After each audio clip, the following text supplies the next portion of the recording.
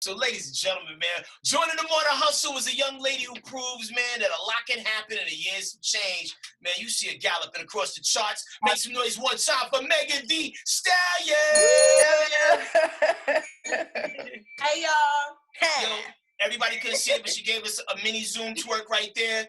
Little shoulders and elbow action. That meant, Hey! She was ready. She was ready. At all times. Where do we begin? Yo, congratulations for your dominance, you know, in the chart game, representing for H-Town to the fullest. H-Town in this Park, thing. if you want to get specific. South How Park. do you feel right now? I mean, I'm really feeling super good. Like every day I wake up, I just be like, thank you, God. I don't know how we made it here, but thank you. So I'm super excited about everything. I've been quarantining, working on the album, so I'm excited about that. It's gonna be lit. And also killing the charts with the Savage remix, huh?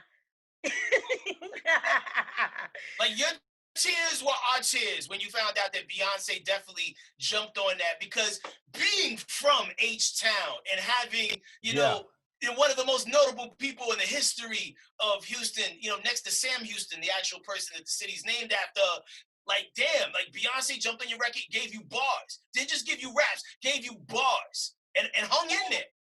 Singing. When I got the song back, I was like, Beyonce really skated all over this song. Like, I didn't, Beyonce is Beyonce, so I knew Beyonce was gonna give me the treatment. But like, I wasn't even thinking it was about to be all that. I was like, I didn't think it was about to be this long of a song. I was like, oh my God, Beyonce really got it. Hey, that's. Oh my God, like, thank you so much. Like, I literally told Beyonce, I told Jay-Z like 500 times, thank you. Like, I couldn't even believe it. I was so happy. I want to ask you. How is it being signed to Rock Nation now versus, you know, you had other situations, but now you have Jay-Z that you're able to actually reach out to and get some, you know, help from. How is that for you? I saw like a lot of people were confused. Like, I'm not signed to Rock Nation as a label. Like, I didn't have, you know, my mother was my manager and my mother passed away. So it was literally me and T. Ferris trying to figure out just how to keep maneuvering through my career, because my mom did everything for me. Like, I literally would just wake up and worry about music. Like, and my mom took care of everything. So when I started having to check my own emails, and like, I do have a big part in, you know, booking my own shows. Like, I was like, really need help. Like, we really, because things were getting so out of control. Like, it was so many things. Like, and you know, I know how to, now in my age, I know how to negotiate. Like, I know what I want, what I don't want. Right. But I was frantic. I didn't know what to do because I was going through the loss of my mom. So it just so happened at the same time, Rock Nation was trying to like sign me, like, you know, to management. And like, I met everybody. Like, the first day I went up to Rock Nation to have a meeting, Jay-Z just walked in my meeting, and I'm like, so they just, and before I actually even signed, they were helping me with everything. Like, I was trying to like enroll myself back in school, but they took care of that. Like, just being like on the road, I was like about to go on tour. Like, they were helping me with that. Like, it was just crazy. So I was like, these people, I don't have no paperwork with them, and they still treated me like family. So it was only right that I decided I'm gonna just go ahead and sign to this to Jay-Z with the management, because they helped me and they didn't have to help me. Right. So like, being signed with them now, like, just being a part of the family, like, it feels like a family over there. Like, they take care of you, like, they take care of everything. Like, it don't feel like you got a team of people around you that don't care. Like, you know how things just feel like work. Right. You know, people genuinely rocking with you because, you know, we Black and we're family. And we always so and you was already going with the Duce, so that made it even better. Free boat rides. She's the cognac queen. That's the cognac queen. And so I was like, I love it over there. I love it. I also noticed when you spoke about Rock Nation that they were able to point certain things out to you. Like, you've learned a lot and you've grown a lot from a business standpoint. What are some of the biggest lessons that you've kind of learned since joining forces with them, and them looking at certain paperwork or looking at some of the things you were doing and saying, hey, try this or go about it this way? Like, you never get too old to learn things. And in contracts, like it's never really like just cut and dry. Like you can't let somebody tell you this basically what the contract say, because it don't never be what the contract. Right. So like they're teaching me still, you know, just the verbiage of things that you should look at, and just I really understand now the importance of having a team, because one person cannot do everything. So like my specialty is not reading contracts. I'm a rapper. Like even school, like I'm not going to school to learn how to read contracts, but like now I'm getting in there. But I'm just saying, like, you have people that put the puzzle together. Like, so I've just really learned to appreciate having a group of people who are all good at what they're good at to like make the whole machine work. So I really learned the importance of teamwork at Rock Nation. No doubt. Now, Megan, we're in a space right now where people are having to move differently. We're used to seeing you surrounded by a gang of people. One thing, in addition to the bars that you were known for, was letting people drive the boat. Once the quarantine is over, are we docking the boat, or can people still drive the boat? People are very germed out right now. You're seeing gyms starting to look different. How are we moving? We really got to let the boat just relax a little bit. Like, we can't just jump outside and just immediately get back on the boat. Like, we're gonna let everybody test it out. They want to just jump in that water, see what happens. Then maybe like a few months from now, maybe we can get back on the boat. You kind of remixed it because you started giving out the shots with the bottle. That's when I had found out about COVID, and I was like, let me give y'all a cup. What y'all not about to say is I got sick because of Megan Thee Stallion. I know that's right. Right. Next thing you know, you in court with somebody saying you gave them corona through the boat. With me. So, you got a cup when you can't operate. What it's gonna have to be for a little while. Now, Meg, one thing that everybody knows you for is your twerking and all that. When did you find out and learn, and how did you practice to get them knees so sturdy, girl? Because I could barely bend down and get back up. So what's the exercising that you're doing for that? You got to do your squats, but really, I used to be on a dance team. I was on a dance team like all my life, right?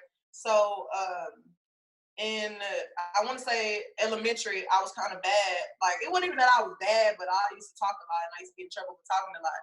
And my dance teacher would always make me do wall sits. So I really feel like that's probably where it came from. She thought she was punishing me, but she was really making my knees stronger. Building you up. Come on, Jesus.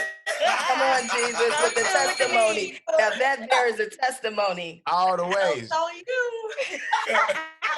Hey, man. Now, real quick, keeping it real twerking. I got you next, Billy. Keeping it on twerking for a second. Not everybody can twerk equally. Now, you're one of the best to do it out there on social media. If you was to put together an Olympic twerk team of you and 4 other famous people, who's on Megan Thee Stallion squad? Can Miss Twerk something be counted as like? Why not? She's famous. We know her. Right. So it would have to be Miss Twerk something for show. Dang. Who else? I really feel like. How about Lizzo? Gotta get Lizzo. Got to get Lizzo. And dang, who else really be twerking? It's like a it's this boy, and he got like these shorts, and he be having on these striped drawers. Like, I don't know who it is. I cannot think of his name, and I'm sorry if you see, but you know who I'm talking about. He be throwing that back out. Like, oh my God. You ain't talking about E.J. Johnson, are you? Just said Magic Son. I'm just joking. This is why you can't listen to him now. No, but you know, when Miss Twerk I think y'all two can take the whole world by storm. Get him, Billy. Hey man, so Miss Twerk and Lizzo together, y'all gotta. Hey, that's a hefty Gold medal. situation. That's gold medal twerking right there. Now, I'm from Houston first off, so I'm gonna say that. From South Park, I went to Thomas, went to Frost, went to Sterling. Oh yeah, my daddy might have been your principal. When you got out of there, I think he was there from like 97, 98. Oh my God, your last name is Sorrells. Yeah, he was. My daddy was your principal? Yeah. Yeah, he passed away, but hey, man, I'm still here. So that's what's up. So that's positive. There we go. Look at you. All right, so I gotta ask you. Worked at the school too, so anytime I would get in trouble, they thought they was doing something by sending me to Mrs. Sorrell's office, but jokes on you. Another testimony. Wow. So your mom worked up there at Thomas too sometimes, huh? My granny worked up there. She was a special ed teacher. Who? Miss Paxton. Miss Paxton, your grandma. It's like a reunion, yo. A family reunion. Listen, bro. Miss Paxton, should let me eat her lunch sometime when I would come up there. Because I would. Nice. He's a special needs kid. That's how he got in there. Hey, bro, let me tell you something. You can say what you want to say. They had everything in there. They had TV, VCR. They got good food. They had Timmy Chan's in there sometimes. So that's what I was going to ask you about.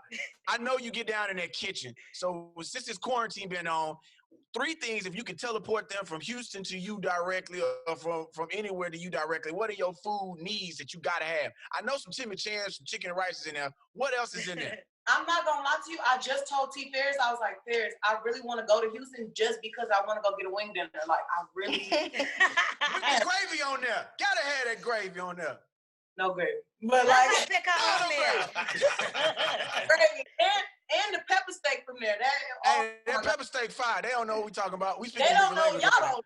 I don't eat meat, so none of my Houston knowledge is limited. I pull up on Buc-ee's when I'm like anywhere within the Houston. Why you make that thing? Buc-ee's is dope. It's a food place that happens to sell gas. I don't even call it a gas station. The turkey leg hut. Buc-ee's in the same sentence. The turkey leg hut, the only thing I know about in Houston. I really have yet to eat like properly some turkey leg hut, and I've been telling everybody, please give me some turkey leg hut. Somebody just get it for me. Oh, they gotta hook you up. I'm gonna hit lean up, man. It's fire. You gotta have it. You gotta have it all the way.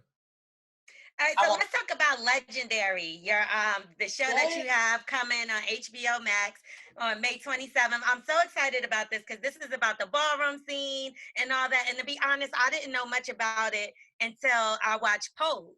And once I seen Pose, I was like, oh, this is great. Then I seen your show. So what got you involved into the whole ballroom scene?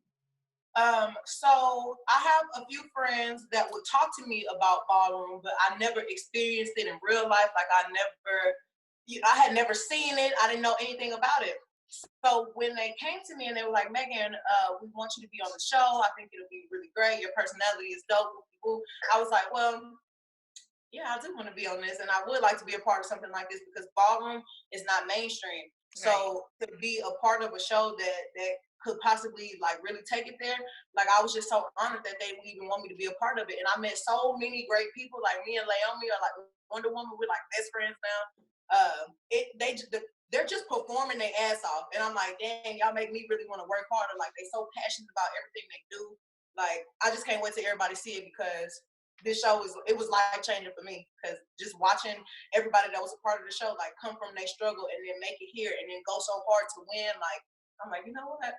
You can like relate to that story too. Yes, like it make you not want to be half-assed ever because it be people that really be going through real life stuff and it make you feel like, dang, I'm really tripping about stuff that's so simple and I really should be thanking God that I'm even walking around here every day. So when y'all see it, it's really gonna touch y'all. And we know that Savage is the focus right now, but would you be bringing any voguing to any future videos you may have going on? Baby, when I say I made a bunch of friends, like they gonna be in every video I got. Nice. And they taught me a bunch of stuff. Like I was like, okay, well, look, wait till I get it down packed. Now we know you got a thing for film and horror. I saw that you're really into horror films and possibly maybe like writing scripts or coming up with ideas. You know, where are you at in that process? And have you thought about pitching anything for your own, shows or? So I've been like working on a horror film for the longest. I really didn't understand how difficult it was to write a script. Like. I would be far in the middle of it and be like, dang, that did not make sense with the beginning of my stories. So now I'm always like Googling like a bunch of scary stuff. So I'm like, dang, I can add this in there. So like, it just builds every time I write. And I really want it to be perfect. Like I want it to be a classic. I feel like every scary movie that's been coming out lately has either been like a remake of something else, or like I already know what's about to happen. You're about to come in here and kill everybody. You really don't have a reason for killing everybody. Like, you got a bunch of just demons that's just on edge all the time. Like, I need to just know why he like this. So like, I really want my story to just make sense. So when it come out, y'all gonna be like, oh my God. So, now, Megan, but let's say though, if you do get recast into a horror remake, something classic that you like. I know your favorite is Evil Dead, but something else. If you got to get recast in a classic, which one would you get put in? If I could get casted in a classic, it would probably be like Nightmare on Elm Street or Halloween. I think me being Halloween. Halloween. Y'all seen the new Halloween? Where they look? I've seen every single one of them, and like the remakes get better and better and better.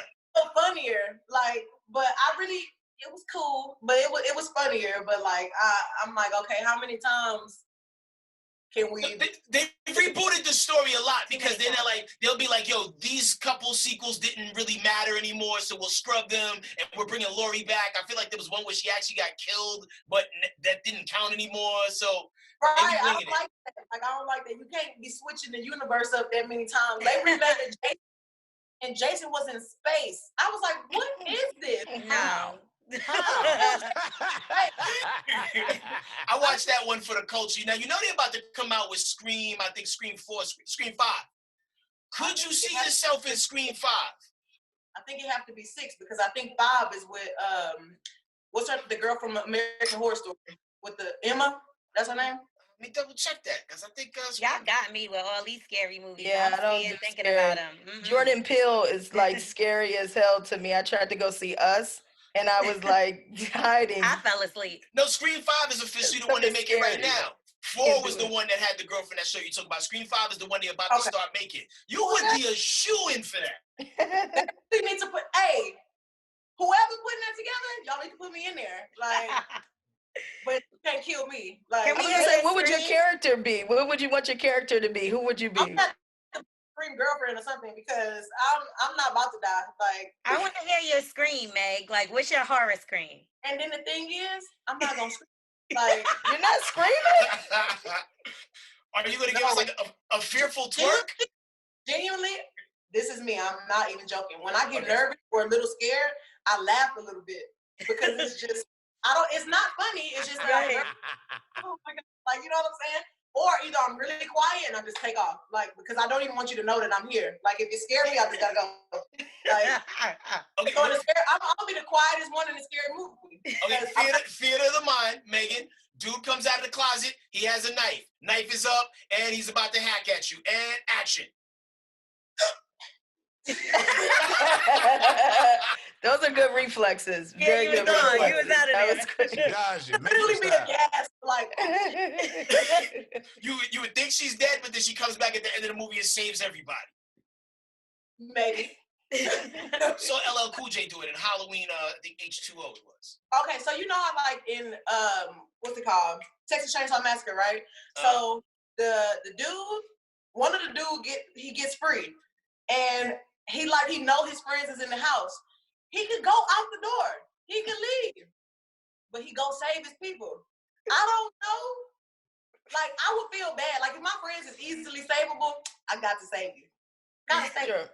But if your motherfucking ass in the basement, like, nah, you dead. Bye bye. What do I do? Like, yo, black people would have way shorter Halloween, horror movies. People would text, be like, yo, you alright, fam? I'm outside. I gotta go. Yo, your album Sugar is killing things right now. We're so happy to see everything that you got going on. Every project seems like we get a cool new alter ego. I mean, there's been Tina Snow. There's been Meg Thee Stallion. We know her well. There's Sugar. We know her now. Who are we getting on the new album that you're cooking up during the quarantine? On my album, I feel like I don't want to tell you. Because I really want it to be a surprise, but it is my favorite persona. And she's amazing. So get ready for that because it's going to be a whole new wave. And, it's going to be popping. So I can't wait for y'all to hear this because I've been writing my ass off in here. I bet you have. And one thing I love about you, Megan, is like no matter where you showed up to, every given time, you were always prepared to rap. There's a lot of people that come to these shows, they're like, I don't know, it's too early to rap, it's too early to rap. Now, you're successful now. You got platinum records, some awards. People know your name. They know your name, You still, oh, she disappeared. Oh, there you go, she's back. Back in the game. The battery was low. You got some bars on deck for us, something light? Y'all ready? Let's go. Always. Okay. Please, bitch, do not try to cap on me. Like, I ain't the hottest out naturally. I go anywhere in my t-shirt and chain, hoe, killing shit casually. Like, I ain't the hardest in Houston. Like, bitches ain't hanging to use me. Like, niggas ain't begging to do me from ballers to rappers, like, bitches included, huh? Hey! Raps on raps at all time. So I'm from the DMV, and Wale, we were driving in DC. This was a couple years back, and he says, Ange, there's this girl, and she's from Houston. And he's like, you know, we about to drop this song. He said, she's got it. Like, I remember he was just so sold on you. He said, and she's going to win because she likes anime. She's smart. She likes anime, and she can rap. He was like, she can rap. I was like, she likes anime. I'm like, where you find this one? And next thing I know, like, Pole Dancer comes out. And he was such a champion of you even before Pole Dancer. And I know he was like the first like big national artist that kind of reached out to you and said, you know, let's work together. And that's just how he is. That's who he is.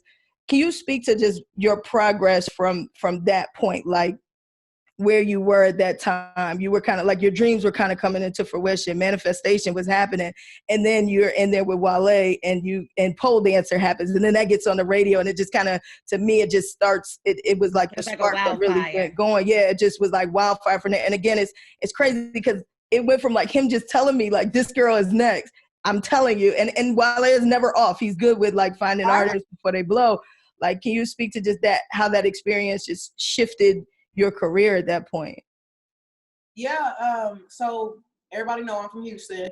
I always had like big dreams. Like, I always felt like, I never doubted myself. I never felt like I wasn't gonna be able to achieve nothing that I'm achieving right now.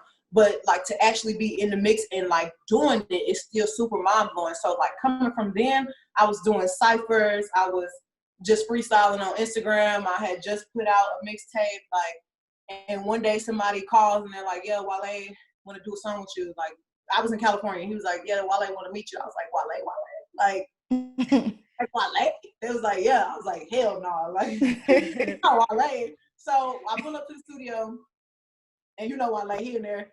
He's like the most turned up, calm person that I know. Right. Yeah, over the top.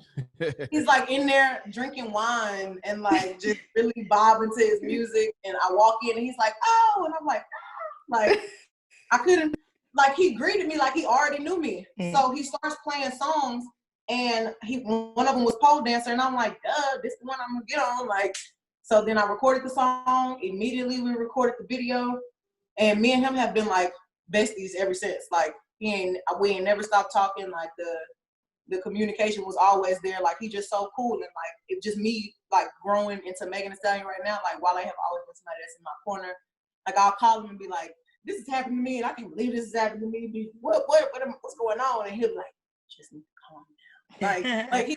He's super turned up, but he's like also like very zen. So like, I really appreciate the friendship that I have with him, because I'm a firecracker. Like, I'm always up here, and like, Wale is somebody I can call. That it can go either way. He can either be like, F that, come on, or it can be like. So like, I just really appreciate him sticking with me as my friend. Like, from believing in me from then till right now. Like, he never doubted. Like, he always knew that I would be this Megan Thee Stallion. Oh yeah. Yeah, no, it's amazing. I think for people who are graduating, because we talk about the class of 2020, you know, it's a lot of people when they're about to graduate from high school, college, whatever. It's like, you don't know how this is about to play out. And you were in a place, you had that dream. Like you said, it's still new to you. So can you give any words of encouragement to like those dreamers out there that are either graduating and they're not getting that typical experience? They may not get their prom and graduation, but they still got those dreams and making that happen. Like, bad things, really, they don't last forever. So just because something may not be happening for you right now doesn't mean that it's not gonna happen for you a year from now, 6 months from now, tomorrow. Like, it's really just about the patience and just really, you gotta really love to work. You gotta love to grind, like, cause ain't nothing really gonna fall in your lap. So it's something that you're really passionate about. You really gotta love to work for it, because when you finally get the benefits from what you've been working for, it feels like a million times better. So I would just say, always grind. Don't give up, because it's gonna happen eventually. Now, your music is so it's so Houston. As a Houstonian, I feel it, and you haven't really tried to switch up and sound like anybody from anywhere else. So I wanna ask, what really shaped you when you talk about living in the H and coming up? Was there a moment when you fell in love with music from hearing it out, or a time period that you could capture for us to where you started seeing how you want to embody the track? I know UGK and Pimp C are some of your references, but is there any other moments in time in your youth that you felt like the music just spoke to you and was like, that's what I want to do? Can you take us there? I was really young when I first ever heard UGK or 3 6 Mafia or Biggie. Like, my mom and my dad, between them two, that's the only thing I was listening to. So I just remember I used to go to Candy Stripe in Houston. So classic. I remember getting picked up from school, and my daddy would be riding, listening to 3 6, and I'm like, a girl was saying this will be fire. Like, right. So that's me. Like, I really just grew up listening to like the bold music. So that's just how it come off. How does it feel that you're able now to, especially now in the time of a pandemic, that you're able to give back to the city that you came from? Because you took one of your biggest records. This has been your biggest record, and you're donating those proceeds to help people out in Houston. How does that feel for you right now?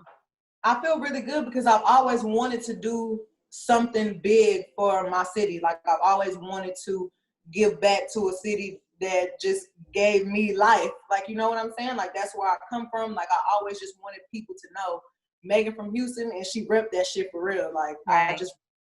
It made me feel really good that I could do something for Houston, because Houston have done so much for me. So. Well, we proud of you, Meg, and I'm sure if my dad was living, he'd be proud of you too. Kept even though he was in office. I know. So dope. So, Meg, how do you feel like you could top last year? Because I can't believe it's only been one whole year for you, that it's been like from us first learning about you to like now you're this humongous star. How do you think you can even begin to start the top this year that just passed? I don't think you can. We got a song with Beyonce. Like, but that's still, to me, that's still part of your year. You get what I'm saying? So now that does happen. Yeah, that's true.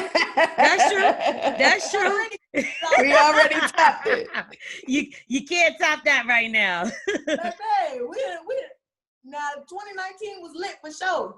We got a lot of awards. We did a lot of things. We cleaned up a lot of stuff. But Beyonce. Hey, Megan Thee Stallion, we appreciate you for joining us. We got to wrap this up. You've been awesome. Congratulations on all your success. Legendary. We're going to be looking out for you on that. We're looking forward to your horror film whenever you feel like dropping that script and it gets picked up. It just keep going. You're an inspiration to so many people. None of us will ever have the knees that you have. We will continue to aspire to have those knees, but none of us have it. But maybe Belly. Shout out to the teacher that made you. Got you. And give a shout out to, before we go, give a shout out to your hotties and also class of 2020. Yeah, shout out to the class of 2020. Y'all are graduating at the most craziest time in life, which lets me know that y'all some real soldiers. Y'all the real MVPs. Y'all made it through this. So just shout out to y'all, and shout out to all the hotties. Don't forget to text me, because it is really me texting y'all, so hit me up. Hold on, how do they get blocked from the hotline, the hotties hotline? The crazy thing is they can't get blocked, like, because I'm texting them out. Like, so all the crazy stuff they say to me, like, I really just gotta look at that. Like, oh no, that's terrible. We need some filters, man. Whatever, they do what they want to do. We are the Morning Hustle.